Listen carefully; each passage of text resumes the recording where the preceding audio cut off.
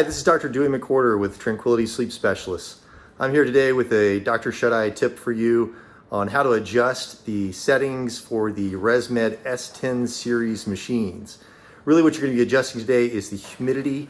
That's the main thing that people usually end up feeling like they need to adjust at home. That's the most common complaint we actually get from patients, is that they don't know how to adjust their humidity. So we're going to show you how to do that today so that hopefully you can be more comfortable with your machine.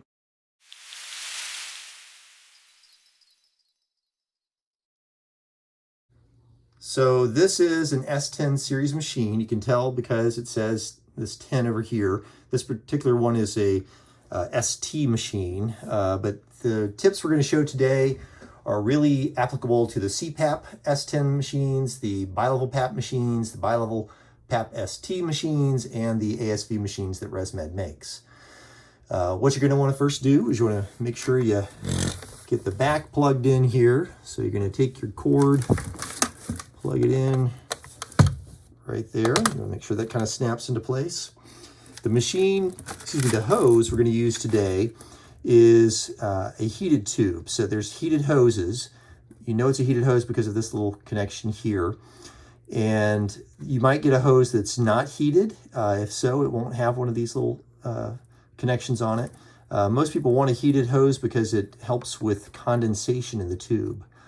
But when you place it on, you really want to make sure it kind of snaps into place here. These little metal parts are going to fit into this little part here, and it should snap into place. And when it does that, you know you've got it in correctly. Get it turned around here. All right, and then I'm going to go ahead and plug this in. And as you see, the screen starts to turn on then. All right, and it actually detects that you have a climate air tube attached, which means one of these heated tubes.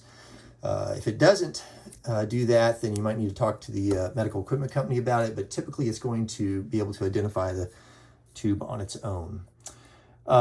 So what you want to do is this little knob here. If you turn the knob, it's going to highlight different options. If it's on the top option here, you can then click it and you go into the options section. Now, what you're probably going to see is this thing that says climate control. Since you do have a heated tube on it, you'll see the tube temperature. Right now, it says climate control auto.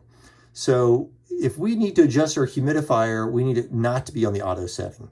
A lot of people will do fine with the auto setting, but I find that most people do need to be able to adjust their settings over the year for the humidity.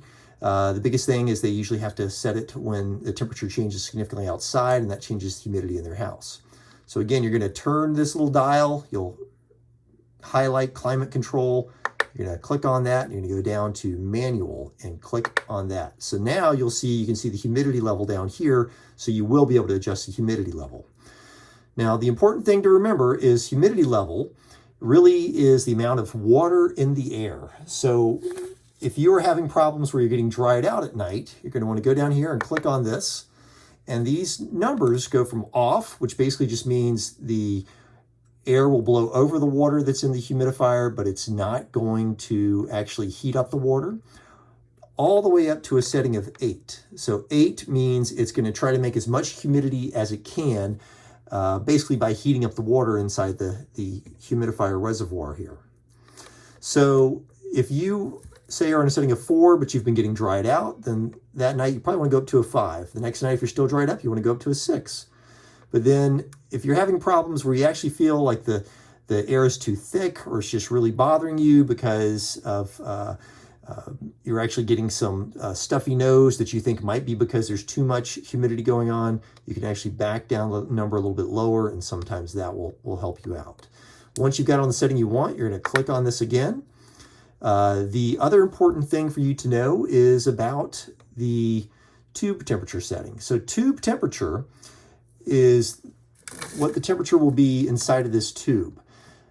The problem people run into is sometimes this is set very high and it makes the air inside of this tube too hot.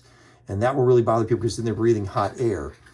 Typically what you're going to want to do is, if you feel like the air is coming out too hot, you can try turning this down. What I usually tell people to do is try to turn down this setting as low as you can, unless you start to get what we call rain out or condensation inside the tube. If you're starting to get rain out or condensation in the tube, you can then turn up the settings a little bit higher. So if you wake up during the night and it seems to be splashing water in your face, you're probably going to want to turn this up higher, and that should help with that condensation inside of the tube. So that's it for today. That's how you adjust the settings on your machine. Click and it'll go in place. I hope this has been helpful. Thank you.